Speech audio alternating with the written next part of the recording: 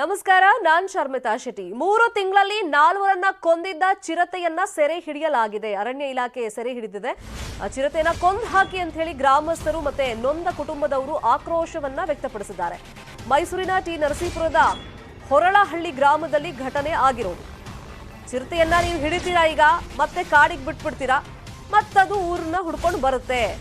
ಊರಿಗೆ ಬಂದು ಸಾವು ನೋವಿಗೆ ಕಾರಣ ಆಗುತ್ತೆ, ದಾಳಿ ಮಾಡುತ್ತೆ. ಸೆರೆ ಹಿಡಿದಿರುವಂತ ಚಿರತೆಯನ್ನ ಕೊಂದು ಬಿಡಿ, ಆಮೇಲೆ ನೀವು ತಗೊಂಡು ಹೋಗಿ ನಮಗೆ ತೋರಿಸಿ ಕೊಂದು ಹಾಕಿದೀವಿ ಅಂತ ಹೇಳಿ ಅಂತ ಅರಣ್ಯ ಇಲಾಖೆ ವಾಹನಕ್ಕೆ ಅಡ್ಡಲಾಗಿ ಮಲಗಿ ಗ್ರಾಮಸ್ಥರು ತಮ್ಮ ಆಕ್ರೋಶವನ್ನ ವ್ಯಕ್ತಪಡಿಸಿದ್ದಾರೆ. ಈಗ ಅರಣ್ಯಾಧಿಕಾರಿಗಳು ಏನ್ ಹೇಳ್ತಿದ್ದಾರೆ ಅದಕ್ಕೆ, ಗ್ರಾಮಸ್ಥರ ಈ ಪಟ್ಟಿಗೆ ಅಂದ್ರೆ ನಾವು ಇದನ್ನ ಅರಣ್ಯಕ್ಕೆ ಬಿಡಲ್ಲ, ಬನ್ನೇರುಘಟ್ಟ ಝೂಗ್ ಬಿಡ್ತೀವಿ ಅಂತ ಹೇಳ್ತಾ ಇದ್ದಾರೆ. 150 ಡ್ರೋನ್ ಬಳಸಿ ಉಳಿದ ಚಿರತೆಗಳನ್ನು ನಾವು ಸೆರೆ ಹಿಡಿತೀವಿ ಅಂತ ಹೇಳಿ ಭರವಸೆಯನ್ನ ಅರಣ್ಯ ಇಲಾಖೆ ಅಧಿಕಾರಿಗಳು ಕೊಟ್ಟಿದ್ದಾರೆ. ಈಗ ಎಸಿ ಕಮಲಾಬಾಯಿ ಮನವೊಲಿಕೆ ಬಳಿಕ ಗ್ರಾಮಸ್ಥರು ಪ್ರತಿಭಟನೆಯನ್ನ ಕೈಬಿಟ್ಟಿದ್ದಾರೆ.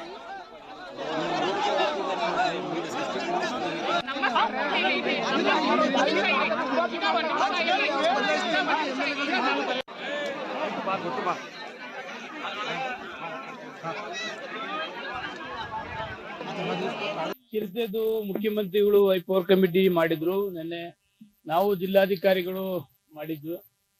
ಇವತ್ತು ಬೆಳಗಿನ ಜಾವ ಅದನ್ನ ಚಿರತೆಯನ್ನ ಹಿಡಿದಿದ್ದಾರೆ. ಅದನ್ನ ಊರ್ನವರೆಲ್ಲ ಅದನ್ನ ಸಾಯಿಸ್ಬೇಕು ಅಂತಕ್ಕಂಥದ್ದು ಊರ್ನವರು ಫೋನ್ ಮೇಲೆ ಫೋನ್ ಮಾಡ್ತಿದ್ದಾರೆ. ಬಟ್ ಫಾರೆಸ್ಟ್ನವ್ರು ಇನ್ನೂ ನಾವು ಈ ರಿಪಬ್ಲಿಕ್ ಡೇ ಫಂಕ್ಷನ್ ಇದ್ದುದರಿಂದ ಅದನ್ನ ಮಾತನಾಡಲ್ಲ. ನಾವು ಜಿಲ್ಲಾಧಿಕಾರಿಗಳು ಒಂದು ಡಿಸೈಡ್ ಮಾಡ್ತೇವೆ. ಅದ್ರಲ್ಲಿ ಮಿಕ್ಕದ್ದು ಇನ್ನೂ 2-3 ಏನೇನಿದೆ ಅದನ್ನು ಕೂಡ ಸೀರಿಯಸ್ ಆಗಿ ಫಾರೆಸ್ಟ್ನವ್ರು ತೆಗೆದುಕೊಂಡಿದ್ದಾರೆ. ಅದನ್ನು ಕೂಡ ಹಿಡಿತಾರೆ. ಎಲ್ಲ ಮೈಸೂರು ಬದ್ ಬೇರೆ ಬೇರೆ 2-3 ಜಿಲ್ಲೆಯಲ್ಲಿ ಏನು ಆನೆಗಳು ಇರ್ಬೋದು, ಇದಿರ್ಬೋದು, ಹುಲಿ ಇದಿರ್ಬೋದು, ಎಲ್ಲವನ್ನ ಕೂಡ ಬಹಳ ಸೀರಿಯಸ್ ಆಗಿ ಮುಖ್ಯಮಂತ್ರಿಗಳು ತೆಗೆದುಕೊಂಡಿದ್ದಾರೆ. ನಾವು ನೆನ್ನೆ DC ಅವರು, ಜಿಲ್ಲಾಧಿಕಾರಿ, SP ಅವರು ಎಲ್ಲ ಕೂಡ ಬಹಳ ಸೀರಿಯಸ್ ಆಗಿ ಮಾಡಿ ಅವ್ರಿಗೆ ಟಾರ್ಗೆಟ್ ಕೂಡ ಕೊಟ್ಟಿದ್ದೇವೆ. ಇಷ್ಟೊಳಗಡೆ ಎಲ್ಲ ಕಂಟ್ರೋಲ್ ಮಾಡಬೇಕು. ಆ ಟಿ ನರಸೀಪುರ ಅಂತೂ ವಿದ್ಯಾರ್ಥಿನಿಯರು, ಸಾರ್ವಜನಿಕರು ಭಯಭೀತರಾಗಿದ್ದಾರೆ. ಅವರಿಗೆ ಭಯ ಹೋಗುವ ರೀತಿಯಲ್ಲಿ ನೀವು ಫಾರೆಸ್ಟ್ನವರು ಮಾಡಬೇಕು ಅಂತಕ್ಕಂಥ ಇದೇ ವಿಚಾರವಾಗಿ ಮತ್ತಷ್ಟು ಮಾಹಿತಿಯನ್ನು ಕೊಡೋದಕ್ಕೆ ಫೋನ್ ಸಂಪರ್ಕದಲ್ಲಿ ಜಾಯ್ನ್ ಆಗಿದ್ದಾರೆ ನಮ್ಮ ರಿಪೋರ್ಟರ್ ಸುನಿಲ್. 3 ತಿಂಗಳಲ್ಲಿ 4 ಕೊಂದು ಹಾಕಿರೋದ್ರಿಂದ ಸಹಜವಾಗಿ ಆ ಗ್ರಾಮದಲ್ಲಿ ಆಕ್ರೋಶ ಇರುತ್ತೆ. ಎಸ್ಪೆಷಲಿ ನೊಂದ ಕುಟುಂಬದವರ ಆಕ್ರೋಶ ತುಸು ಹೆಚ್ಚಾಗಿ ಇರುತ್ತೆ. ಈಗ ಅರಣ್ಯಾಧಿಕಾರಿಗಳು ಇದೇ ಚಿರತೆ ಅನ್ನೋದನ್ನ ಕನ್ಫರ್ಮ್ ಮಾಡಿದ್ದಾರೆ. ಯಾಕಂದ್ರೆ ನಾವು ಮುಖ್ಯಮಂತ್ರಿಗಳ ಟ್ವೀಟ್ ಎಲ್ಲ ನೋಡಿದ್ವಿ, ಕಂಪ್ಯಾರಿಸನ್ ಹಾಕಿ ಫೋಟೋ ಎಲ್ಲ ಹಾಕಿ ಅದೇ ಚಿರತೆ ಅಂತ ಅವ್ರು ಹೇಳ್ತಾ ಇದ್ದಾರೆ. ಈಗ ಗ್ರಾಮಸ್ಥರು ನಿಟ್ಟುಸಿರು ಬಿಟ್ಟರು ಕೂಡ ಅವ್ರಿಗೆ ಸಮಾಧಾನ ಇಲ್ಲ. ಅಂದ್ರೆ ಯಾವ ತರ ಭರವಸೆಯನ್ನ ಅಧಿಕಾರಿಗಳು ಕೊಟ್ಟಿದ್ದಾರೆ ಈಗ?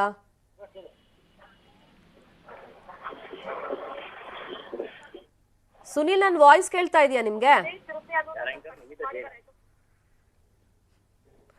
ಸರಿಯಾಗಿ ಸಂಪರ್ಕ ಸಾಧ್ಯವಾಗಿಲ್ಲ ಅನ್ಸುತ್ತೆ. ಮತ್ತೊಮ್ಮೆ ನಮ್ಮ ರಿಪೋರ್ಟರ್ ಇಂದ ಮಾಹಿತಿಯನ್ನು ಪಡ್ಕೊಳ್ಳೋಣ ನಾವು. 3 ತಿಂಗಳಲ್ಲಿ 4 ಕೊಂದಿದ್ದ ಚಿರತೆಯನ್ನ ಅರಣ್ಯ ಇಲಾಖೆ ಸೆರೆ ಹಿಡಿದಿದೆ. ಮೈಸೂರಿನ ಟಿ ನರಸೀಪುರದ ಹೊರಳಹಳ್ಳಿ ಗ್ರಾಮದಲ್ಲಿ ಈಗ ಗ್ರಾಮಸ್ಥರು ಪಟ್ಟು ಹಿಡಿದು ಕೂತಿರೋದು, ನೀವು ಚಿರತೆನ ಕೊಂದು ಹಾಕಿ, ನಮ್ಮ ಕಣ್ ಮುಂದೆನೆ ಅದನ್ನ ಕೊಂದು ಹಾಕಿ, ಯಾವಾಗ ನಮಗೆ ಸಮಾಧಾನ ಆಗುತ್ತೆ, ಆಮೇಲೆ ಅದನ್ನ ತಗೊಂಡು ಹೋಗಿ ನೀವು. ಇವಾಗ ನಮ್ಮ ಕಣ್ ಮುಂದೆ ಹಿಡಿದಿದೀವಿ ಅಂತ ತಗೊಂಡು ಹೋಗ್ತೀರಾ, ಆಮೇಲೆ ಮತ್ತೆ ಅದನ್ನ ಕಾಡಿಗೆ ಬಿಡ್ತೀರಾ, ಮತ್ತದು ನಾಡಿಗೆ ಬರುತ್ತೆ, ಊರಿಗೆ ಬರುತ್ತೆ, ಮತ್ತೆ ಇದೇ ತರ ಸಮಸ್ಯೆ ಆಗುತ್ತೆ ಅಂತ ಗ್ರಾಮಸ್ಥರು ಆಕ್ರೋಶವನ್ನ ವ್ಯಕ್ತಪಡಿಸಿರೋದು. ಮತ್ತೆ ಸಂಪರ್ಕದಲ್ಲಿ ಜಾಯ್ನ್ ಆಗಿದ್ದಾರೆ ನಮ್ಮ ರಿಪೋರ್ಟರ್ ಸುನಿಲ್, ನಾನು ಕೇಳ್ತಾ ಇದ್ದೆ, ಈಗ ಗ್ರಾಮಸ್ಥರು ಅದನ್ನ ಕನ್ಫರ್ಮ್ ಮಾಡಿದಾರ ಇದೇ ಚಿರತೆ ಅಂತ? ಇನ್ಫ್ಯಾಕ್ಟ್ CM ಫೋಟೋಸ್ ಹಾಕಿದ್ದು ಕಂಪೇರ್ ಮಾಡಿದೆಲ್ಲ ನಾವು ನೋಡಿದ್ವಿ, ಇದೇ ಚಿರತೆ ಅಂತ ಹೇಳಿದ್ರು. ಬಟ್ ಗ್ರಾಮಸ್ಥರು ಅದೇ ಚಿರತೆ ಅಂತ ಹೇಳಿದಾರ? ಮತ್ತೊಂದು ವಿಷಯ, ಈಗ ಅವ್ರು ಪಟ್ಟು ಹಿಡಿದು ಕೂತಿದ್ರು ಅದನ್ನ ಕೊಂದು ಹಾಕಿ ಅಂತ ಹೇಳಿ ಅಧಿಕಾರಿಗಳು ಯಾವ ತರ ಮನವೊಲಿಸಿದ್ದಾರೆ ಗ್ರಾಮಸ್ಥರನ್ನ? ಖಂಡಿತ ಶರ್ಮಿತಾ, ಸಾಕಷ್ಟು ಗ್ರಾಮಸ್ಥರು ಆಕ್ರೋಶವನ್ನ ವ್ಯಕ್ತಪಡಿಸ್ತಾ ಇರ್ತಕ್ಕಂಥದ್ದು ಅದೇ ಚಿರತೆ ಅಂತಕ್ಕಂಥದ್ದು ಗ್ರಾಮಸ್ಥರ ವಾದ ಆಗಿರ್ತಕ್ಕಂಥದ್ದು. ಆದ್ರೆ ಸದ್ಯಕ್ಕೆ ಆ ಚಿರತೆಯನ್ನ ಈಗ ಏನು ಅರಣ್ಯ ಇಲಾಖೆಯವರು ಹೇಳ್ತಾ ಇರ್ತಕ್ಕಂಥದ್ದು, ಆ ಚಿರತೆಯನ್ನ ನಾವು ಸ್ಥಳಾಂತರ ಮಾಡ್ತೀವಿ ಅಂತಕ್ಕಂಥ ಮಾತನ್ನ ಹೇಳ್ತಾ ಇದ್ದಾರೆ. ಆದ್ರೆ ಆ ಚಿರತೆಯನ್ನ ಕೊಂದಾಕ್ಬೇಕು ಅನ್ನುವಂತ ಆಗ್ರಹವನ್ನ ಆ ಗ್ರಾಮಸ್ಥರು ಮಾಡ್ತಾ ಇರ್ತಕ್ಕಂಥದ್ದು. ಹೀಗಾಗಿ ಸಾಕಷ್ಟು ಗೊಂದಲದ ವಾತಾವರಣ ನಿರ್ಮಾಣ ಆಗಿರುವಂತದ್ದು. ಈ ನಡುವೆ ಗ್ರಾಮಸ್ಥರು ಮತ್ತೆ ಅರಣ್ಯ ಇಲಾಖೆ ಅಧಿಕಾರಿಗಳೇನಿದ್ದಾರೆ ಇವರ ನಡುವೆ ಮಾತಿನ ಚಕಮಕಿ ಕೂಡ ನಡೀತು. ಈ ಒಂದು ಸಂದರ್ಭದಲ್ಲಿ ಏನು ಚಿರತೆಯನ್ನ ಸ್ಥಳಾಂತರ ಮಾಡುವಂತ ವಿಚಾರಕ್ಕೂ ಕೂಡ ಅರಣ್ಯ ಇಲಾಖೆ ಅಧಿಕಾರಿಗಳು ಗ್ರಾಮಸ್ಥರ ಮನವೊಲಿಸ್ಲಿಕ್ಕೆ ಪ್ರಯತ್ನವನ್ನ ಪಟ್ರು. ಆದ್ರೂ ಕೂಡ ಗ್ರಾಮಸ್ಥರು ಪಟ್ಟನ್ನ ಹಿಡಿದಿರ್ತಕ್ಕಂಥದ್ದು, ಅಂದ್ರೆ ಚಿರತೆಯನ್ನ ತೆಗೆದುಕೊಂಡು ಬೇರೆ ಎಡೆ ಬಿಟ್ರೆ ಅದು ಮತ್ತೆ ಬರುವಂತ ಸಾಧ್ಯತೆ ಇರುತ್ತೆ. ಈ ಚಿರತೆಯನ್ನ ಸಾಯಿಸ್ಬೇಕು ಅನ್ನುವಂತ ನಿಟ್ಟಿನಲ್ಲಿ ಗ್ರಾಮಸ್ಥರು ಒತ್ತಾಯವನ್ನ ಮಾಡ್ತಾ ಇರ್ತಕ್ಕಂಥದ್ದು. ಶರ್ಮಿತಾ, ಥ್ಯಾಂಕ್ ಯು ಸುನಿಲ್, ಈ ಕ್ಷಣದ ಅಪ್ಡೇಟ್ಸ್ಗೆ. ಮಂಡ್ಯದಲ್ಲಿ ಹೊಂದಾಣಿಕೆ ರಾಜಕೀಯದ ಭಯ ಶುರುವಾಗಿದೆಯಾ? ಯಾಕಂದ್ರೆ ಮೊನ್ನೆ ತಾನೇ ಸಚಿವ ಆರ್ ಅಶೋಕ್ ಅವರಿಗೆ ಮಂಡ್ಯದ ಉಸ್ತುವಾರಿಯನ್ನ ಕೊಟ್ಟಿದ್ರು ಸಿಎಂ ಬಸವರಾಜ ಬೊಮ್ಮಾಯಿ ಅವರು. ತತ್ಕ್ಷಣಕ್ಕೆ ಈ ಆದೇಶ ಜಾರಿಗೆ ಬರುವಂತೆನೂ ಕೂಡ ಸೂಚನೆಯನ್ನ ಕೊಟ್ಟಿದ್ರು.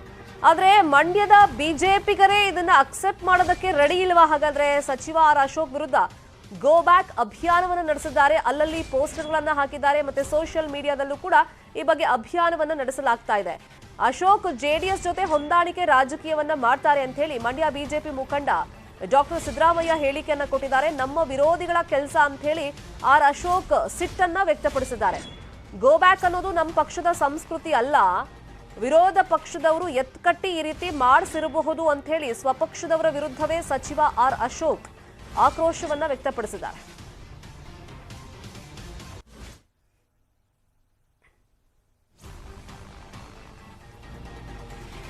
ಗೋಪಾಲಯ್ಯ ಜಾಗಕ್ಕೆ ಆರ್ ಅಶೋಕ್ ಅವರು ನೇಮಕ ಮಾಡಿದ್ರು.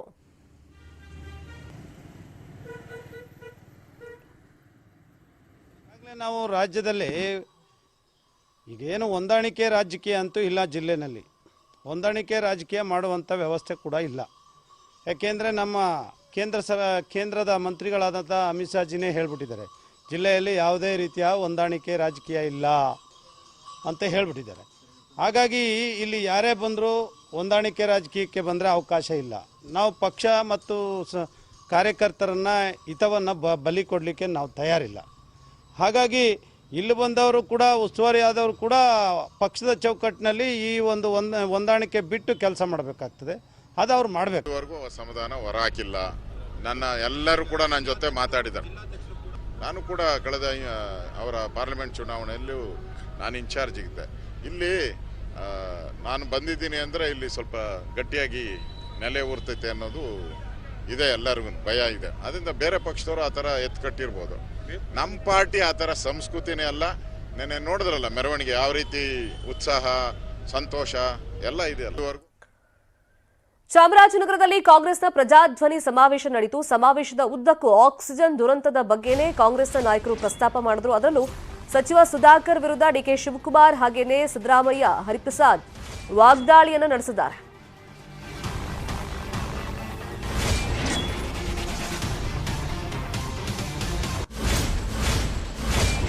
ಕಳೆದ ಕೆಲವು ದಿನಗಳ ಬೆಳವಣಿಗೆಯಿಂದ ನಾವು ಗಮನಿಸ್ತಾ ಇದ್ದೀವಿ, ಮಾಜಿ ಗುರು ಶಿಷ್ಯರ ಮಧ್ಯದಲ್ಲಿ ಅಂದ್ರೆ ಸುಧಾಕರ್ ಹಾಗೇನೆ ಸಿದ್ದರಾಮಯ್ಯ ಮಧ್ಯದಲ್ಲಿ ವಾಕ್ಸಮರ, ಆರೋಪ ಪ್ರತ್ಯಾರೋಪಗಳು, ಭ್ರಷ್ಟಾಚಾರ, ಈ ತರದ ವಿಷಯದಲ್ಲಿ ವಾಕ್ಸಮರ ಜೋರಾಗಿ ನಡೀತಾಲೇ ಇದೆ.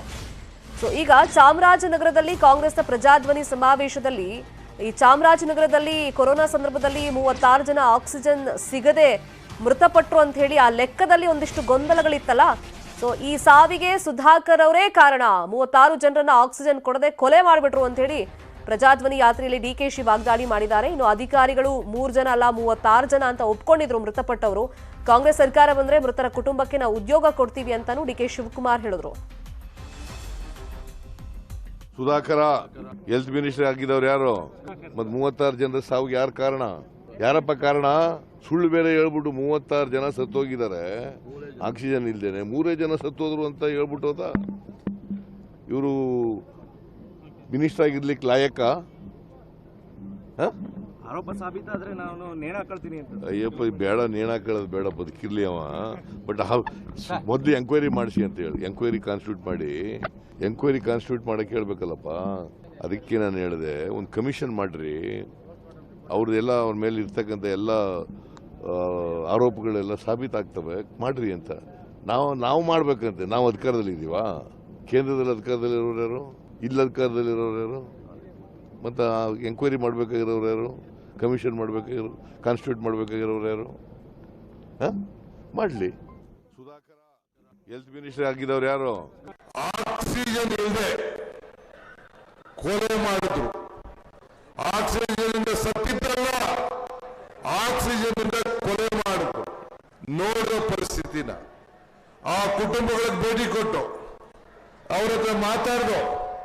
ಅಧಿಕಾರಿಗಳಿಗೆ ನಮ್ಮ ಸಿದ್ದರಾಮಯ್ಯನವರು ಈ ಲಾಯರ್ ಅವ್ರ ಹತ್ರ ಲಾಯರ್ ಕೇಳ್ದಂಗೆ ಟ್ರಯಲ್ ಮಾಡಿದ್ರು. ಅವರು ಕೇಳಿದಾಗ ಅಧಿಕಾರಿಗಳು ಒಪ್ಕೊಂಡ್ರು. ಇಲ್ಲ 3 ಜನ ಇಲ್ಲ 36 ಜನ ಅಂತ ಒಪ್ಕೊಂಡ್ರು. ಅಲ್ಲವೇ 36 ಜನ ಸತ್ತವ್ರೆ. ಒಬ್ಬ ಮಂತ್ರಿ, ಒಬ್ಬ DC, ಒಬ್ಬ ಜಿಲ್ಲಾ ಮಂತ್ರಿ ಮಾನವೀಯತೆ ದೃಷ್ಟಿಯಿಂದ ಕೂಡ ಅವ್ರ ಮನೆಗೆ ಹೋಗಿ ಶಾಂತನ ಹೇಳಕ್ ಆಗ್ಲಿಲ್ಲ ಅಂದ್ರೆ ಯಾಕ್ರಿ ಇವರು ಮಂತ್ರಿ ಆಗಿರ್ಬೇಕು? ಯಾಕೆ ಮಂತ್ರಿ ಆಗಿರ್ಬೇಕು? ನಾವು ತೀರ್ಮಾನ ಮಾಡ್ದೋ ಈ ಬಡವರಿಗೆ ಸಹಾಯ ಮಾಡಬೇಕು. ಈ ಬಿಜೆಪಿ ಮಂತ್ರಿಗಳಿಗೆ ಕಿವಿ ಇಲ್ಲ, ಕಣ್ಣಿಲ್ಲ, ಹೃದಯ ಇಲ್ಲ ಅಂತ ತೀರ್ಮಾನ ಮಾಡಿ ನಾನು ಧ್ರುವನಾರಾಯಣ ನಮ್ಮ MLAಗಳೆಲ್ಲ ಹೋಗಿ ಬೆಳಗ್ಗೆ 6 ಗಂಟೆಗೆ ಶುರು ಮಾಡಿ ನೆಕ್ಸ್ಟ್ 6 ಗಂಟೆಗೆ ಕೂಡ ಮನೆಗೂ ಹೋಗಿ 1 ಲಕ್ಷ ರೂಪಾಯಿ ಹಣ ಕೊಟ್ಟು ಶಕ್ತಿ ತುಂಬುವಂತ ಕೆಲಸವನ್ನು ನಾವು ಮಾಡ್ತೇವೆ. ಈಗಾಗಲೇ ಶಿವಕುಮಾರ್ ಅವರು ಹೇಳಿದ್ರು, ರಾಹುಲ್ ಗಾಂಧಿ ಅವರು ಬಂದಾಗ ಭಾರತ್ ಜೋಡೋ ಯಾತ್ರೆಯಲ್ಲಿ ಆ 35 ಜನ ಯಾರು ಪ್ರಾಣವನ್ನು ಕಳ್ಕೊಂಡಿದ್ರು ಅವರೆಲ್ಲ ಕುಟುಂಬದವ್ರನ್ನ ಭೇಟಿ ಮಾಡಿದ್ರು. ಅವ್ರು ಹೇಳೋ ಸ್ಥಿತಿ ನೋಡಿದಾಗ ಆ ಒಂದು ಸಭೆಯಲ್ಲಿದ್ದಂತ ಪ್ರತಿಯೊಬ್ಬರ ಕಣ್ಣಲ್ಲೂ ಸಹ ನೀರಿತ್ತು. ಪ್ರತಿಯೊಬ್ಬರು ಸಹ ಅವರ ನೋವು. ಯಾರಾದ್ರೂ ಒಬ್ಬ ಭಾರತೀಯ ಜನತಾ ಪಾರ್ಟಿಯವರು ಬಂದಿದ್ದಾರೆ ಕೇಳಿ? ಅವ್ರನ್ನೆಲ್ಲ ನಾವು ದಕ್ಕ ಹೊತ್ಕೊಳ್ತೀವಿ ಅಂತ ಹೇಳಿ ಪಕ್ಷದವರು ರಾಹುಲ್ ಗಾಂಧಿ ಅವರು ಸಹ ಹೇಳಿದ್ದಾರೆ. ಆದ್ರಿಂದ ಜನಗಳ ಕಷ್ಟಕ್ಕೆ ಸ್ಪಂದಿಸ್ತಕ್ಕಂಥ ಕೆಲಸ ಮಾಡ್ತಕ್ಕಂಥದ್ದು ಕಾಂಗ್ರೆಸ್ ಪಕ್ಷದವರು. ದೇವೇಗೌಡರ ಕುಟುಂಬದಲ್ಲಿ ಭವಾನಿ ಹೇಳಿಕೆಯ ಟೆನ್ಷನ್ ಜಾಸ್ತಿ ಆಗಿದೆ. ಹಾಸನಕ್ಕೆ ನಾನೇ ಅಭ್ಯರ್ಥಿ ಅಂತ ಹೇಳಿ ಮೊನ್ನೆ ತಾನೇ ಘೋಷಣೆ ಮಾಡಿಕೊಂಡಿದ್ರು ಭವಾನಿ ರೇವಣ್ಣ. ಆ ಭವಾನಿ ರೇವಣ್ಣ ನಡೆಯಿಂದ HDK ಇಕ್ಕಟ್ಟಿಗೆ ಸಿಲುಕಿದ್ದಾರೆ.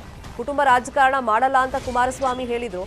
ಇದೀಗ ಭವಾನಿ ರೇವಣ್ಣ ಅವರೇ ಓಪನ್ ಅಪ್ ಸ್ಟೇಟ್ಮೆಂಟ್ ಕೊಟ್ಟರು. ಸೆಕೆಂಡ್ ಲಿಸ್ಟ್ ನಲ್ಲಿ JDS ಅಭ್ಯರ್ಥಿಗಳ ಪಟ್ಟಿಯಲ್ಲಿ ಹಾಸನ ವಿಧಾನಸಭಾ ಕ್ಷೇತ್ರದಿಂದ ನಾನ್ JDS ಅಭ್ಯರ್ಥಿಯಾಗಿ ನಿಂತ್ಕೊಳ್ತಾ ಇದ್ದೀನಿ ಅಂತ ಅವರು ಹೇಳಿದ್ರು. ಸೊ ಈ ಹೇಳಿಕೆಯಿಂದ ಕುಮಾರಸ್ವಾಮಿ ಅವರಿಗೆ ಮುಜುಗರ ಆಗಿದೆ. ಹಾಗಾಗಿ ಭವಾನಿ ಅವರ ಮನವೊಲಿಸುವಂತೆ ರೇವಣ್ಣ ಜೊತೆಯಲ್ಲಿ ಅಂದ್ರೆ ತನ್ನ ಸಹೋದರನ ಜೊತೆಯಲ್ಲಿ ಕುಮಾರಸ್ವಾಮಿ ಅವರು ಚರ್ಚೆಯನ್ನ ಮಾಡ್ತಾ ಇದ್ದಾರಂತೆ. ಈಗಾಗಲೇ ಸಕ್ರಿಯ ರಾಜಕಾರಣದಲ್ಲಿ ರೇವಣ್ಣ ಕುಟುಂಬ ಇದೆ. ರೇವಣ್ಣ ಶಾಸಕರಾಗಿದ್ದಾರೆ, ಪ್ರಜ್ವಲ್ ರೇವಣ್ಣ ಸಂಸದರಾಗಿದ್ದಾರೆ, ಮತ್ತೊಬ್ಬ ಪುತ್ರ ಸೂರಜ್ MLC ಆಗಿದ್ದಾರೆ. ಭವಾನಿ ರೇವಣ್ಣ ಅವರು ಕೂಡ ಲೋಕಲ್ ಅಲ್ಲಿ ಅಂತಂದ್ರೆ ಜಿಲ್ಲಾ ಪಂಚಾಯತ್ ಮಟ್ಟದಲ್ಲಿ ಸದಸ್ಯ ಆಗಿದ್ರು, ಈಗ ಮಾಜಿ ಆಗಿದ್ದಾರೆ. ಅಂದ್ರೆ ಕುಟುಂಬ ರಾಜಕಾರಣ ಮುಂದುವರಿಕೆ ಅಂತ ಹೇಳಿ ಟೀಕೆ ಶುರುವಾಗುತ್ತೆ. ಮತ್ತೆ ಭವಾನಿ ಅವರಿಗೆ ಟಿಕೆಟ್ ಅನ್ನ ಕೊಟ್ರೆ, ಅಂದ್ರೆ ಫಸ್ಟ್ ಟೈಮ್ ಅವರು ರಾಜ್ಯ ರಾಜಕಾರಣಕ್ಕೆ ಎಂಟ್ರಿ ಆಗ್ತಾ ಇರೋದು, ಆದ್ರೆ ಇಷ್ಟು ದಿನ ಲೋಕಲ್ ಪಾಲಿಟಿಕ್ಸ್ ಅಲ್ಲಿ ಇನ್ವಾಲ್ವ್ ಆಗಿದ್ರು ಅವರು. ಹಾಗಾಗಿ ಭವಾನಿ ಅವರನ್ನ ಮನವೊಲಿಸಿ ಅಂತ ಹೇಳಿ ರೇವಣ್ಣಗೆ ಕುಮಾರಸ್ವಾಮಿ ಮನವಿಯನ್ನ ಮಾಡ್ಕೊಂಡಿದ್ದಾರಂತೆ. ಆದ್ರೆ ಭವಾನಿ ರೇವಣ್ಣ ಮಾತ್ರ ಪಟ್ಟನ್ನ ಬಿಡ್ತಾ ಇಲ್ವಂತೆ. ಯಾರು ಹೇಳಿದ್ರು ಕೇಳೋದಕ್ಕೆ ರೆಡಿ ಇಲ್ವಂತೆ.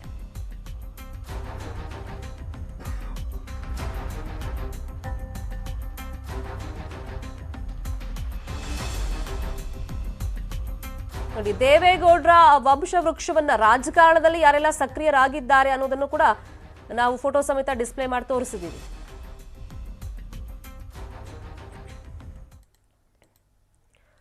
ಗಣರಾಜ್ಯೋತ್ಸವದ ನೃತ್ಯದಲ್ಲಿ ಪಾಲ್ಗೊಂಡಿದ್ದಂತ ವ್ಯಕ್ತಿ ಸಾವನ್ನಪ್ಪಿದ್ದಾರೆ. ತಾಲೂಕು ಕ್ರೀಡಾಂಗಣದಲ್ಲಿ ನೃತ್ಯ ಮಾಡುವಾಗಲೇ ಸಾವನ್ನಪ್ಪಿರೋದು. ರಾಯಚೂರಿನ ಸಿಂಧನೂರು ದಿದ್ದಿಗಿ ಗ್ರಾಮದ 42 ವರ್ಷದ ವೆಂಕಟೇಶ್ ಪೂಜಾರಿ ಮೃತಪಟ್ಟಿದ್ದಾರೆ. ಗಣರಾಜ್ಯೋತ್ಸವದ ಪ್ರಯುಕ್ತ ವೆಂಕಟೇಶ್ ಪೂಜಾರಿ ನೇತೃತ್ವದ ನೃತ್ಯ ತಂಡ ಪಾಲ್ಗೊಂಡಿತ್ತು. ನೃತ್ಯ ಮಾಡುವಾಗಲೇ ವೆಂಕಟೇಶ್ ಪೂಜಾರಿ ಅವರಿಗೆ ಲೋ BP ಆಗಿದೆ. ಪರಿಣಾಮ ಅಲ್ಲಿ ಕುಸಿದು ಬಿದ್ದಿದ್ದಾರೆ ಅವರು. ಆಸ್ಪತ್ರೆಗೆ ಸಾಗಿಸುವಂತ ಮಾರ್ಗ ಮಧ್ಯದಲ್ಲಿ ಕೊನೆ ಉಸಿರನ್ನ ಎಳೆದಿದ್ದಾರೆ ವೆಂಕಟೇಶ್ ಪೂಜಾರಿ ಅವರು.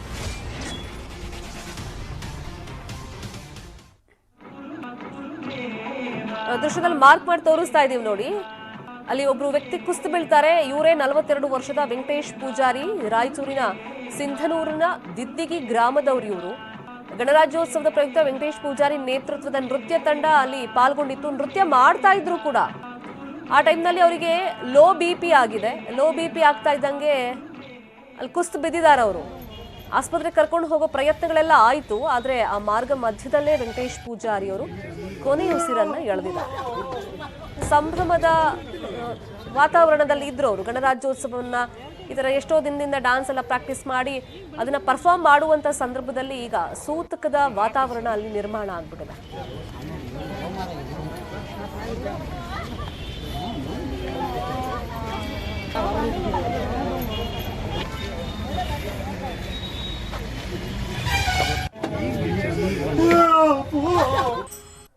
Welcome back. Back. D K Shivakumar ಭಾಷಣ ಮಾಡ್ತಾ ಇದ್ದಾಗಲೇ ಸಿದ್ದರಾಮಯ್ಯಗೆ ಸನ್ಮಾನವನ್ನ ಮಾಡಿದ್ದಾರೆ. ಸಿದ್ದರಾಮಯ್ಯ ಫ್ಯಾನ್ಸ್ ಮೇಲೆ ಈ ಸಂದರ್ಭದಲ್ಲಿ ಡಿಕೆ ಶಿವಕುಮಾರ್ ಫುಲ್ ಗರಂ ಆದ್ರು.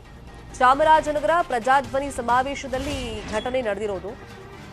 ನಿಮ್ಮ ಹತ್ರ ಮಾತ್ರನ ಹಾರ ಇರೋದು, ಹೋಗ್ರಿ ಆ ಕಡೆಗೆ. ಕೆಳಗಡೆ ಕೂತಿರೋ ಬಡವರ ಹತ್ರನೂ ಹಾರ ಇದೆ ಅಂತ ಹೇಳಿ ಡಿಕೆ ಶಿವಕುಮಾರ್ ಸಿಟ್ಟು ಮಾಡ್ಕೊಂಡಿದ್ದಾರೆ. ಡಿಕೆಶಿ ಭಾಷಣದ ಮಧ್ಯೆ ಸಿದ್ದರಾಮಯ್ಯ ಅವರಿಗೆ ಒಂದಿಷ್ಟು ಜನ ಫ್ಯಾನ್ಸ್ ಬಂದು ಸನ್ಮಾನ ಮಾಡೋದಕ್ಕೆ ಅಂತ ಬಂದಿದ್ದಾರೆ, ಹಾರ ಎಲ್ಲ ತಗೊಂಡು ಬಂದಿದ್ದಾರೆ. ಆ ಟೈಮ್ನಲ್ಲಿ ಡಿಕೆ ಶಿವಕುಮಾರ್ ಗರಂ ಆದ್ರು.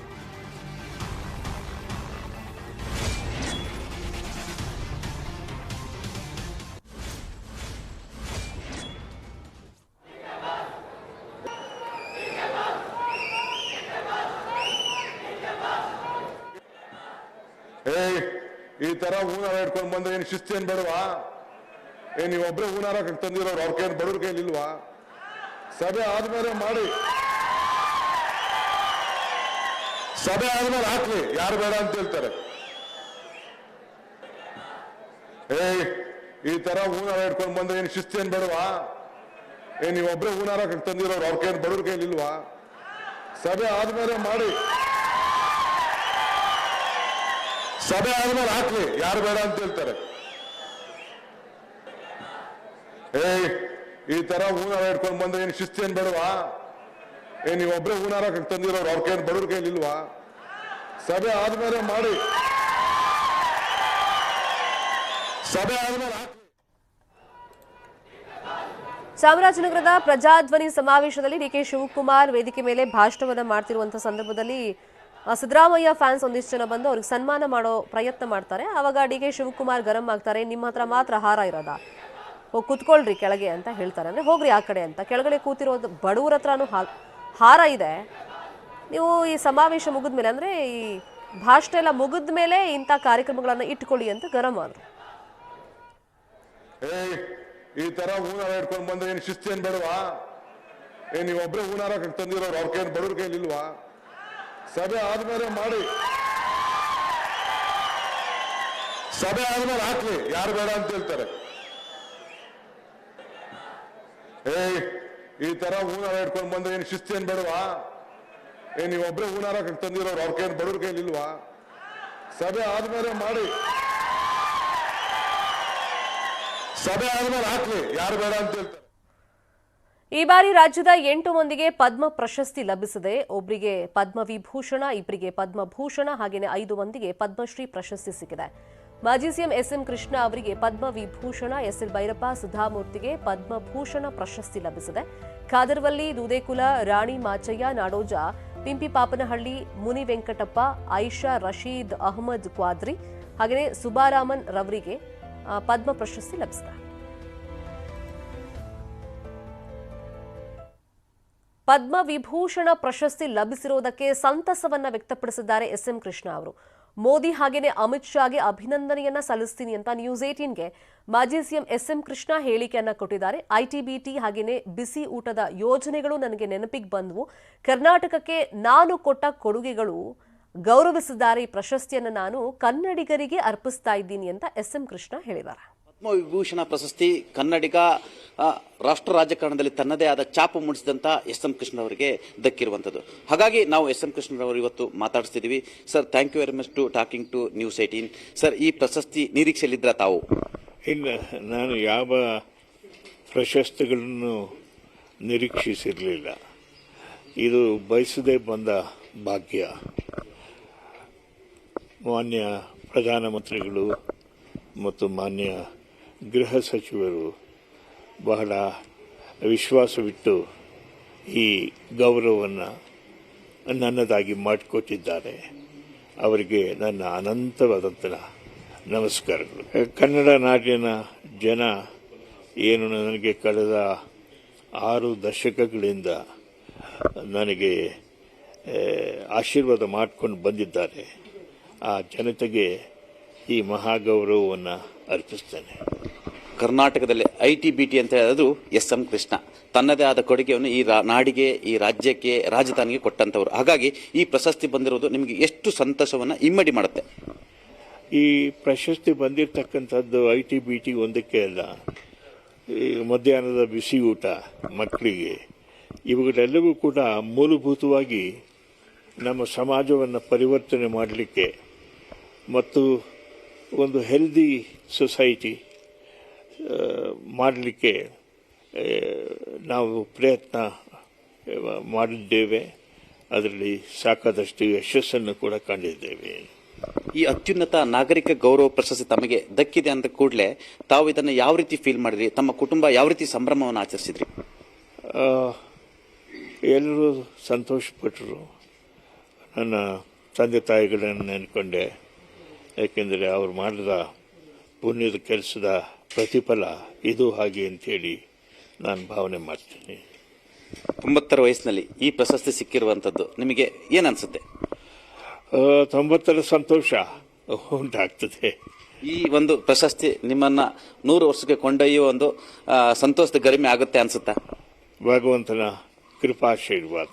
ರಾಜಕಾರಣದ ನಿವೃತ್ತಿ ತೆಗೆದುಕೊಂಡಿದ್ದೀರಾ, ಹಾಗಾಗಿ ನಿವೃತ್ತಿಯ ನಂತರ ಈ ಪ್ರಶಸ್ತಿ ಬಂದಿರುವಂಥದ್ದು. ಹಾಗಾಗಿ ಈ ಪ್ರಶಸ್ತಿಗೆ ಮತ್ತಷ್ಟು ಗೌರವ ಸಿಕ್ತು ಅನ್ಸಲ್ವಾ? ಯಾವಾಗಲೂ ಇಂಥ ಪ್ರಶಸ್ತಿಗಳು ಜೀವನದ ಕೊನೆ ಘಟ್ಟದಲ್ಲಿ ಕೊಡ್ತಾರೆ. ಅದೇ ರೀತಿ ನನಗೂ ಕೂಡ 90ರ ಹರಿಯದವನಾಗಿರ್ತಕ್ಕಂಥ ನಾನು ಈ ಪ್ರಶಸ್ತಿಯನ್ನು ಗೌರವಪೂರ್ವಕವಾಗಿ ಅತ್ಯಂತ ಸಂಭಾವಿತನಾಗಿ ಸ್ವೀಕಾರ ಮಾಡ್ತೇವೆ. ಪದ್ಮವಿಭೂಷಣ ಎಸ್ ಎಂ ಕೃಷ್ಣ ಅವರು ಈ ನಾಡಿನ ಜನತೆಗೆ ಯಾವ ರೀತಿ ಸಂದೇಶವನ್ನು ಕೊಡ್ತಾ ಇದ್ದೀರಾ? ನನ್ನ ನಡೆ ನುಡಿ ಇವುಗಳೆಲ್ಲವೂ ಕೂಡ ನಾಡಿನ ಜನರಿಗೆ, ಅದರಲ್ಲೂ ಯುವಕರಿಗೆ ವಿಶೇಷವಾದಂಥ ಆದರ್ಶ ಆಗಿ ಅಂತೇಳಿ ಭಾವನೆ ಮಾಡ್ತೀನಿ. Thank you very much sir. ಇದು ಪದ್ಮವಿಭೂಷಣ ಪ್ರಶಸ್ತಿಯನ್ನು ಲಭಿಸಿರ್ತಕ್ಕಂಥ ಎಸ್ ಎಂ ಕೃಷ್ಣರವರು ನ್ಯೂಸ್ 18 ಜೊತೆ ತಮ್ಮ ಅಭಿಪ್ರಾಯವನ್ನು ವ್ಯಕ್ತಪಡಿಸಿರುವಂಥದ್ದು. ಕ್ಯಾಂಪರ್ ಪರ್ಸನ್ ವೆಂಕಟೇಶ್ವರ ಜೊತೆ ಚಿದಾನಂದ್ ಪಟೇಲ್, ನ್ಯೂಸ್ 18 ಕನ್ನಡ, ಬೆಂಗಳೂರು. ಇನ್ನು ಇನ್ಫೋಸಿಸ್ ಮುಖ್ಯಸ್ಥೆ ಸುಧಾಮೂರ್ತಿ ಅವರ ಸಮಾಜ ಸೇವೆ ಇಡೀ ದೇಶಕ್ಕೆ ಗೊತ್ತು. ಸುಧಾಮ ಅಂತಾನೆ ಜನಮಾನಸದಲ್ಲಿ ಹೆಸರನ್ನ ಮಾಡಿದವರು ಸುಧಾಮೂರ್ತಿ ಅವರು. ಈಗ ಸುಧಾಮೂರ್ತಿ ಅವ್ರಿಗೂ ಕೂಡ ಪದ್ಮಭೂಷಣ ಗೌರವ ಸಿಕ್ಕಿದೆ. ಬಾಗಲಕೋಟೆಯ ಜಮಖಂಡಿಯಲ್ಲಿರುವಂತಹ ಅಣ್ಣನ ಮನೆಯಲ್ಲಿ ಸುಧಾಮೂರ್ತಿ ಅವರಿಗೆ ಆರತಿ ಬೆಳಗಿ ಕುಂಕುಮ ಹಚ್ಚಿ ಅಭಿನಂದನೆಯನ್ನ ಸಲ್ಲಿಸಲಾಯಿತು.